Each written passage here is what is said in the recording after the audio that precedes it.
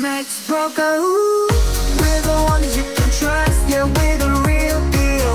TD Max Broker, your trading dreams will fill. No need to search, cause we're the ones to choose.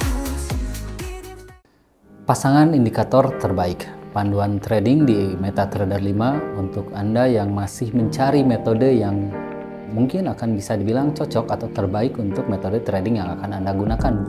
Oke, halo Sobat Trader, selamat datang lagi di Max Trading Room. Dan dengan topik kali ini sangat spesial karena ini adalah pasangan indikator terbaik yang mungkin masih banyak yang mencari. Indikator ini bagusnya dipasangkan dengan indikator apa atau sebaliknya ya. Dan di video kita kali ini kita akan membahas salah satu pasangan indikator yang mungkin akan menjadi pasangan indikator terbaik yang bisa digunakan untuk saat ini, dan ini juga masih saya gunakan sampai dengan saat ini ketika saya melakukan analisis menggunakan pasangan sebuah indikator. Dan di sini mungkin saya akan lebih fokus untuk membahas Bollinger Bands dan Stochastic Oscillator. Kita akan mempelajari bersama-sama bagaimana Bollinger Band ini dan Stochastic Oscillator ini bisa bekerja bersama untuk mengidentifikasi peluang trading yang menguntungkan di platform MetaTrader 5. Jadi di sini kita akan melihat lebih detail lagi fungsi dari kedua indikator ini. Dan kedua indikator ini memang menurut saya ini cukup powerful, dan memang seperti yang banyak dikatakan oleh beberapa trader sebelumnya bahwa kedua indikator ini bisa dikatakan sudah cukup lengkap untuk membuat sebuah gambaran harga, baik itu untuk skala pendek, menengah, ataupun untuk skala besar. Ini tergantung kepada time frame yang kita gunakan. Jadi kita akan juga melihat bagaimana kedua indikator ini berfungsi bersama-sama untuk memberikan gambaran yang cukup detail dan cukup jelas untuk kita bisa melakukan transaksi di market forex. Yang pertama kita akan membahas Bollinger Band. Jadi menurut saya indikator Bollinger Band ini memang sudah cukup lengkap karena di sini dia memiliki tiga fungsi utama untuk sebuah indikator, yaitu untuk menentukan di mana kita bisa melakukan entry, di mana kita bisa menentukan stop loss atau batas kerugian, dan bisa membaca arah market secara trend.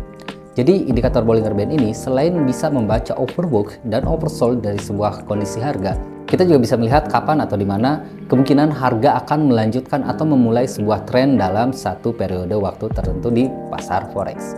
Jadi pada Bollinger Band ini kita bisa melihat ada tiga level bands, yaitu ada upper bands, ada middle bands, dan ada lower bands. Untuk upper band sendiri ini berfungsi untuk melihat titik atau kondisi jenuh atas harga, dan sedangkan untuk lower band itu sebaliknya juga bisa ditentukan atau bisa kita mengasumsikan bahwa ini adalah level sebuah oversold harga. Jadi di atas itu bisa dikatakan sebagai resisten dinamis, sedangkan yang level band bawahnya itu bisa dikatakan sebagai support dinamisnya. Jadi untuk middle band ini juga bisa digunakan atau bisa sebagai pengganti MA, atau lebih tepatnya middle band ini sebetulnya adalah moving average juga dengan periode 20 dan metodenya simple. Dan ini juga bisa dikombinasikan dengan MA periode yang berbeda, misalkan 25 ataupun 50. Makanya untuk itu saya mengatakan bahwa indikator Bollinger Band ini memang sudah bisa dikatakan indikator yang cukup lengkap dalam sebuah sistem trading atau metode analisis. Jadi dengan Bollinger Band ini pun kita sudah bisa melakukan sebetulnya atau menentukan di mana level entry dan level exit yang paling tepat atau paling bagus atau mungkin paling ideal. Dengan Bollinger Band ini juga kita bisa melihat atau memperhitungkan risk to reward rasionya. Karena selain bisa untuk menentukan level entry-nya, Bollinger Band ini pun bisa kita gunakan untuk di mana kita harus menempatkan level exitnya atau batas resiko maksimal yang kita akan lakukan atau tentukan pada saat kita melakukan transaksi di pasar forex. Nah, Bollinger Band ini juga sebenarnya banyak digunakan oleh para trader profesional, dan kita juga bisa menggunakan ini tidak perlu mungkin serumit itu, tapi kita bisa mengambil esensi paling dasarnya, yaitu indikator Bollinger Band ini bisa kita gunakan sebagai alat untuk mengidentifikasi overbought dan oversold sebuah harga, termasuk bisa juga untuk melihat arah secara trennya. Nah, untuk masalah time frame atau masalah apakah ini major trend atau misalkan ini minor trend, kita bisa menggunakan time frame yang berbeda. Ketika kita masuk sebagai swinger, mungkin kita bisa menggunakan time frame di atas H4 atau mungkin daily, bahkan weekly dan monthly. Tapi ketika kita menggunakan Bollinger Band ini untuk strategi scalping atau mungkin intraday, maka time frame yang kita gunakan itu bisa digunakan pada level H4 ataupun H1. Bahkan ada beberapa trader yang menggunakan Bollinger Bands ini pada level atau skala waktu yang lebih kecil, yaitu di M30 bahkan sampai M15 dan M5. Jadi sepowerful itu untuk indikator Bollinger Band ini, tapi kita juga harus selalu peka terhadap perubahan kondisi market. Karena seperti yang kita tahu bahwa kondisi market itu akan selalu dinamis atau selalu berubah seiring dengan kondisi atau perkembangan ekonomi secara global.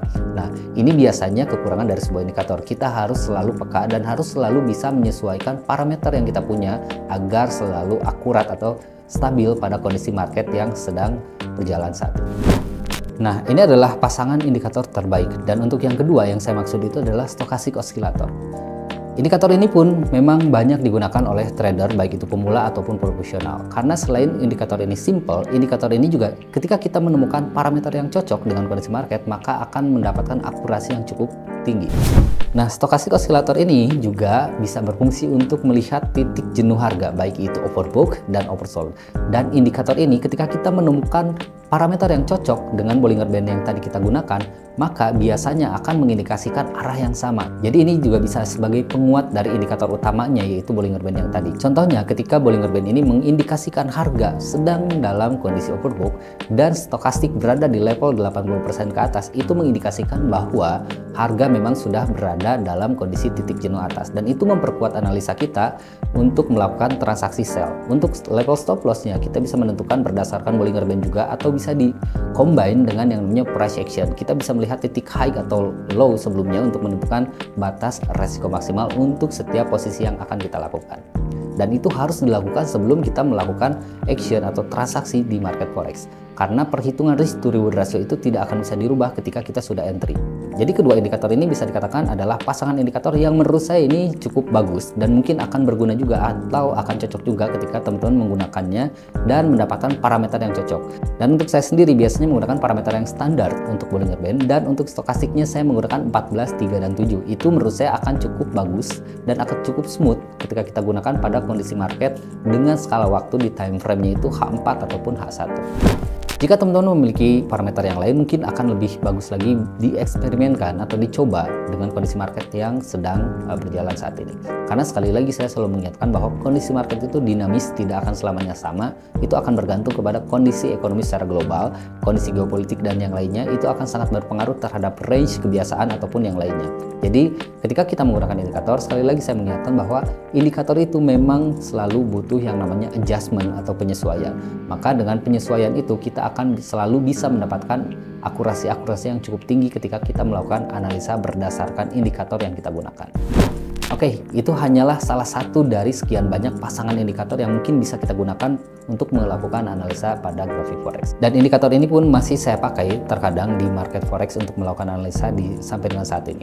Dan jika teman-teman ada yang mau mempelajari lagi atau request teknik-teknik atau pembahasan-pembahasan teknik yang lain, boleh silahkan di kolom komentar dan share juga kalau menurut teman-teman video ini bermanfaat. Dan kita akan berjumpa lagi di kesempatan selanjutnya di Didimax Trading Room bersama saya Syam. Sampai jumpa.